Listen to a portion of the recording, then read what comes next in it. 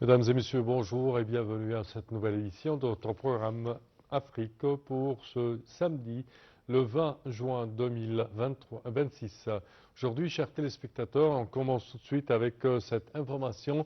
Guerre au Moyen-Orient, réunion quadripartite dimanche en Égypte. Le ministre égyptien des Affaires étrangères, Badr Abdelghati, tient une rencontre quadrilatérale avec le ministre saoudien Faisal Ben Farhan, le ministre turc des Affaires étrangères, Haqqan Fidan, et le ministre pakistanais des Affaires étrangères, Ishaq Dar, dans la capitale égyptienne. L'annonce de cette rencontre intervient après le report inédit des négociations prévues vendredi en Suisse, censées lancer le processus de 60 jours pour régler le sujet central du nucléaire iranien. Le protocole d'accord signé électroniquement par les présidents américain Donald Trump et iranien Massoud Pezeshkian prévoit une cessation des hostilités, y compris au Liban, où s'affrontent Israël et le mouvement chiite allié du Téhéran.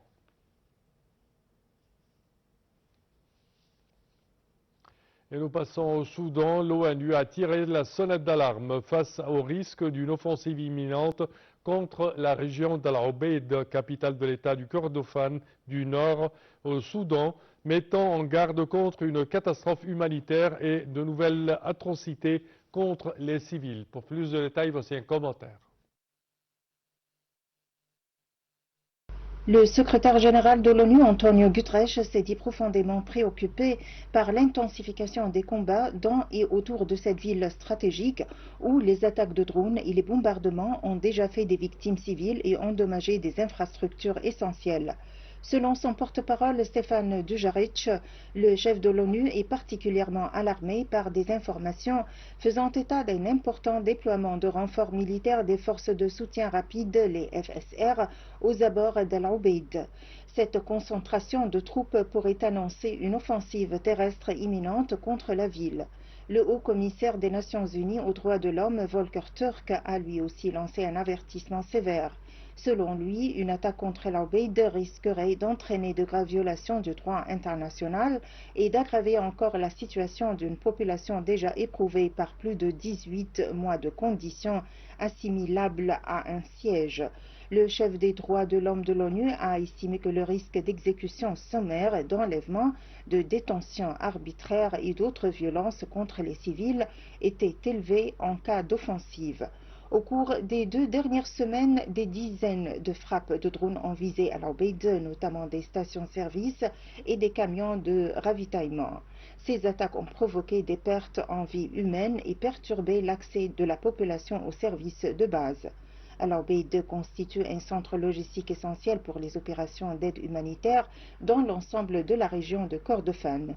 Malgré la détérioration de la situation sécuritaire, les organisations humanitaires continuent d'y fournir une assistance. Le secrétaire général a insisté sur la nécessité de garantir la sécurité des travailleurs humanitaires et la libre circulation de l'aide.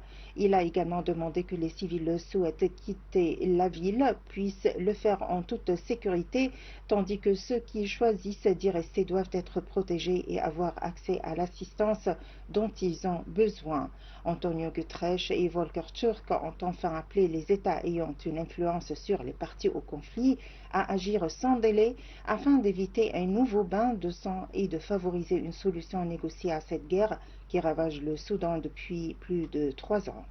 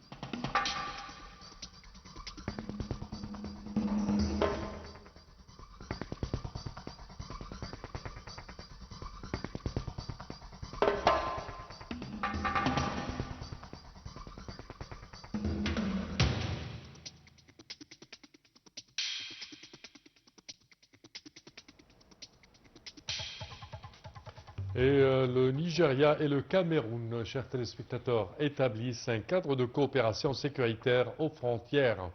Il est à noter que le Nigeria et le Cameroun ont signé un mémorandum d'entente visant à renforcer leur coopération en matière de défense et à sécuriser leurs frontières sud communes. Le mémorandum établit un cadre de coopération pour sécuriser les espaces terrestres et maritimes le long de leurs frontières communes et renforcer leurs relations de défense de longue date. Il a été signé à l'issue de 2 jours de discussions intensives entre experts en défense et en sécurité des 2 pays. Les échanges ont notamment porté sur une meilleure coordination opérationnelle, le partage de renseignements, le soutien logistique, la formation militaire conjointe, les programmes d'échange de personnel et le renforcement des mécanismes de réponse collective face aux nouveaux défis sécuritaires. Et le Maroc, 4e fournisseur africain du Nigeria au premier trimestre 2026. Le Maroc s'est hissé au 4e rang des fournisseurs africains du Nigeria au premier trimestre 2026 avec des exportations de près de 43 millions d'euros selon les données officielles nigérianes. Pour plus de détails, voici un commentaire. Le Maroc a exporté vers le Nigeria pour 49,5 millions de dollars au cours des 3 premiers mois de 2026, représentant 10,48% des importations nigérianes en provenance du continent africain, d'après les statistiques publiées par le Bureau national des statistiques du Nigeria, le NBS. Le Royaume se classe ainsi derrière l'Afrique du Sud, l'Angola et l'Égypte, mais devant l'Eswatini parmi les principaux partenaires africains du géant ouest africain. L'Afrique du Sud conserve la première place avec 112 millions de dollars d'exportation vers le Nigeria, soit 23,71% des achats africains du pays.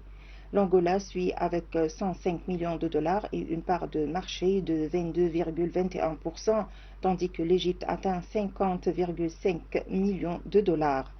Le Maroc se situe à moins d'1 million de dollars de son voisin nord-africain, confirmant son positionnement parmi les principaux fournisseurs africains du marché nigérian.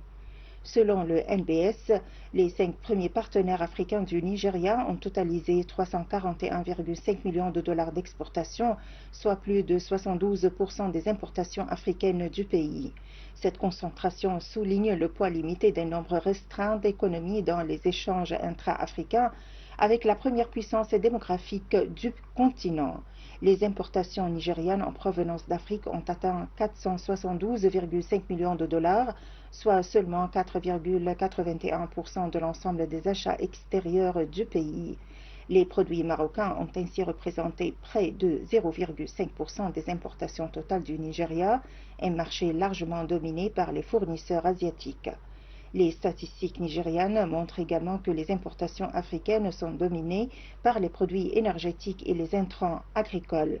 Le pétrole brut représente à lui seul 22% des achats africains du Nigeria, devant le phosphate diamonique, les véhicules de transport de marchandises, les peaux brutes et l'huile de palme. Le rapport du NBS ne précise toutefois pas l'origine nationale de ces produits, ce qui ne permet pas d'attribuer directement au Maroc les importations de phosphate diamonique, malgré l'importance de son industrie phosphatière. Et le Parlement de la CEDEAO a exhorté les États membres à renforcer leur engagement en faveur de l'électrification rurale et de la transition énergétique à l'issue de la réunion délocalisée de sa commission mixte énergie et mines, agriculture, environnement et ressources naturelles tenue du 15 jusqu'au 19 juin 2026 à Dakar. Dans la déclaration de clôture, la présidente de la commission énergie et mines du Parlement, Fanta Conté, a salué la qualité des échanges entre parlementaires, experts et acteurs du secteur énergétique, soulignant que les discussions ont permis de dégager un consensus clair sur la voie à suivre afin d'accélérer l'accès à l'électricité dans les zones rurales de la région. Le Parlement de la CEDEAO recommande également aux États membres de faciliter l'accès au financement destiné aux projets énergétiques et en encourageant le recours à des mécanismes innovants et à des partenaires publics-privés. Les élus ont par ailleurs plaidé pour une gestion transparente et efficace des ressources mobilisées dans le secteur.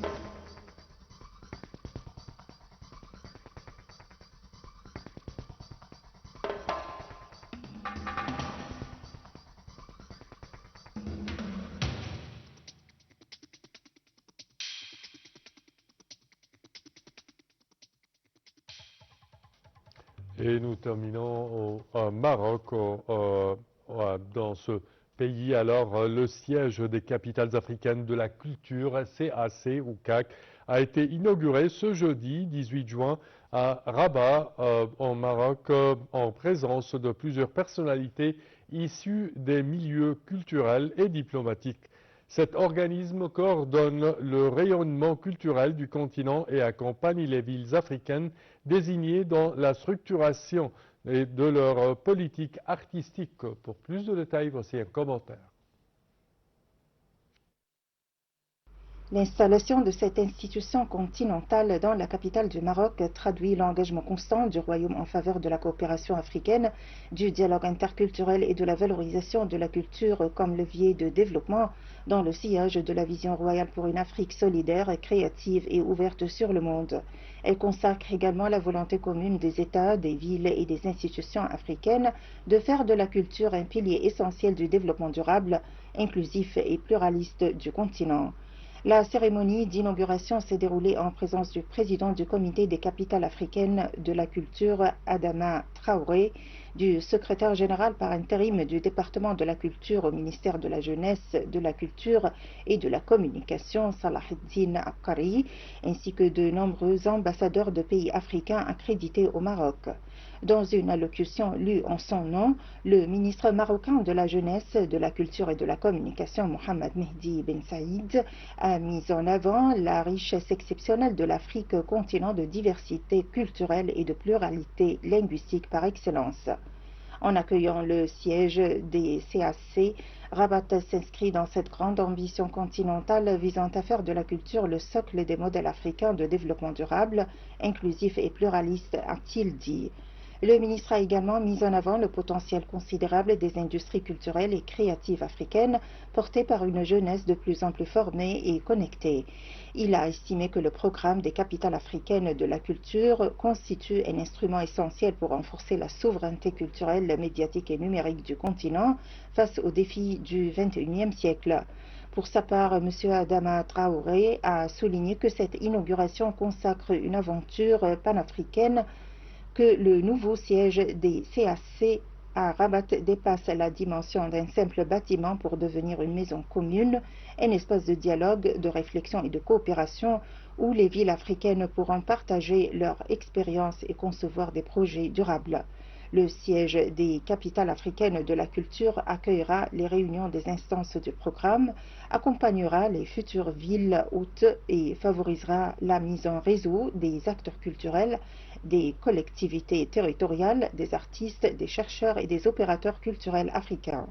Les capitales africaines de la culture ont pour vocation de promouvoir la culture comme pilier du développement durable, de renforcer les industries culturelles et créatives, de soutenir la mobilité des artistes et de valoriser les patrimoines matériels et immatériels du continent.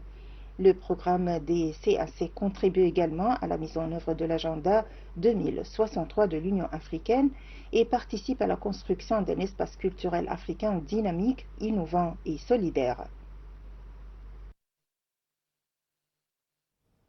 Et ceci conclut, chers téléspectateurs, notre édition d'aujourd'hui de votre programme Afrique. Je vous remercie de votre attention et je vous donne demain rendez-vous pour une nouvelle édition. Au revoir.